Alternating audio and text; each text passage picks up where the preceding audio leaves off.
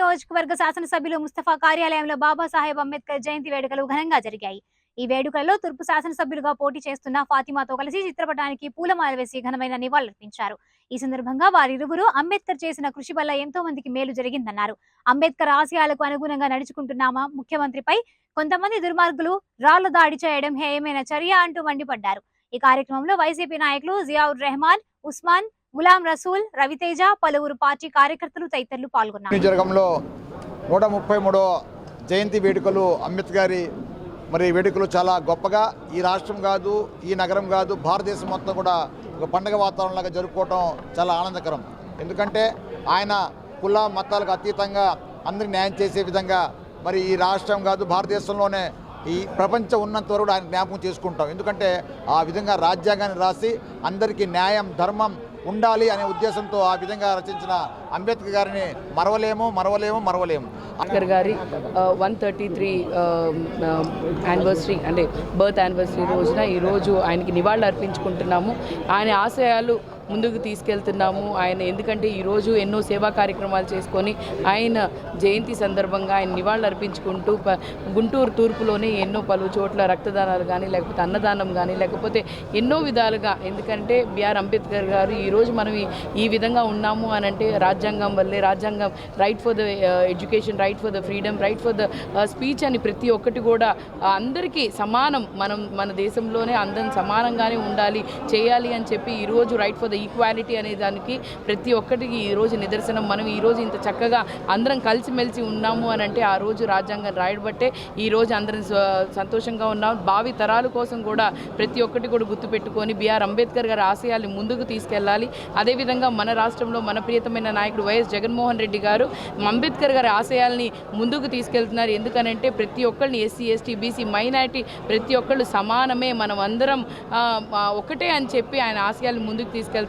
ఖచ్చితంగా రానున్న రోజుల్లో కూడా ఇదే విధంగా బిఆర్ అంబేద్కర్ గారి ఆశయాల్ని ముందుకు తీసుకెళ్తూ ఈరోజు భారత రాజ్యాంగ నిర్మాత డాక్టర్ బిఆర్ అంబేద్కర్ గారి జయంతి సందర్భంగా గుంటూరు తూర్పు నియోజకవర్గంలో మన ఎమ్మెల్యే గారు ముస్తఫా గారి ఆధ్వర్యంలో, అలాగే గుంటూరు తూర్పు నియోజకవర్గ ఎమ్మెల్యే అభ్యర్థి నూరి ఫాతిమా గారు, గులాం రసూల్ గారు, అలాగే వైఎస్ఆర్సీపీ నాయకులందరితో కలిసి ఈ వేడుకలు జరుపుకోవడం చాలా సంతోషకరమైన విషయం.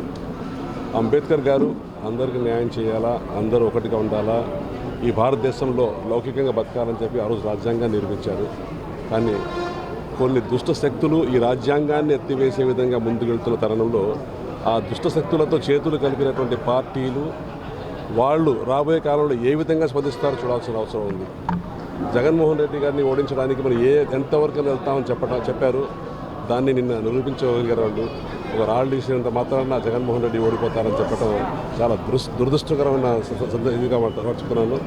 ఈరోజు ఒక పక్క మనం ఈ వేడుకలు జరుపుకుంటూ ఇంకో పక్క జగన్మోహన్ రెడ్డి గారి మీద దాడి జరిగిందని నిరసన చేసి తెలియజేసుకోవటం అంటే రెండు చేయాల్సిన అవసరం ఉంది. కాబట్టి వేడుకలను ఆపుకోలేము, అలాగని నిరసన ఆపుకోలేము. కాబట్టి రెండు చేస్తాం.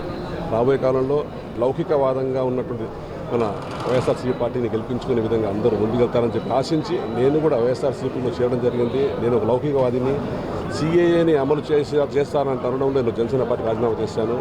సిఏలు అమలు చేసేసామని చెప్పినటువంటి పార్టీతో నేను వాళ్ళు ఆహ్వానించినా నేను ముందుకు వెళ్ళలేదు. ఒకవేళ నాకు ఆ టికెట్ ఇచ్చినా కానీ తిరస్కరించేవాడిని. నేను ఈరోజు వైఎస్ఆర్సీపీలో చేయడానికి కారణం ఏంటంటే జగన్మోహన్ రెడ్డి గారు సిఏఏ అమలుకి మన విజయసాయి రెడ్డి గారు రాజ్యసభలో ఏదో క్లిప్పింగ్ పెడుతున్నారు, వీళ్ళు మనం సపోర్ట్ ఇచ్చామని చెప్పి. ఆ రోజు జగన్మోహన్ రెడ్డి గారు కాదు, చంద్రబాబు నాయుడు గారు కూడా పార్లమెంట్లో సపోర్ట్ ఇచ్చారు. ఆ తర్వాత ఆ తప్పు గ్రహించి మన అసెంబ్లీలో ఆ సిఏఏకి వ్యతిరేకంగా తీర్మానం చేయడం జరిగింది. అది అందరూ తెలిసిన విషయం. ఆ విషయాన్ని బయట రావట్లేదు. ఆ తర్వాత జరిగిన పార్లమెంట్ సమావేశాల్లో కూడా మిథున్ రెడ్డి గారు ఈ సిఏఏ మీద అమెండ్మెంట్ చేయాల్సిన అవసరం అని చెప్పి కూడా చెప్పడం జరిగింది. ఈ విషయాలన్నీ ప్రజలు తెలియజేయాలని చెప్పే ఉద్దేశంతో నేను వైఎస్ఆర్సీపీలో వచ్చి వైఎస్ఆర్సీపీ పార్టీని గెలిపించే విధంగా రాష్ట్రం అంతా తిరిగి నేను ఆ వంతునే కృషి చేస్తానని తెలియజేసుకుంటూ అందరికీ నమస్కారం.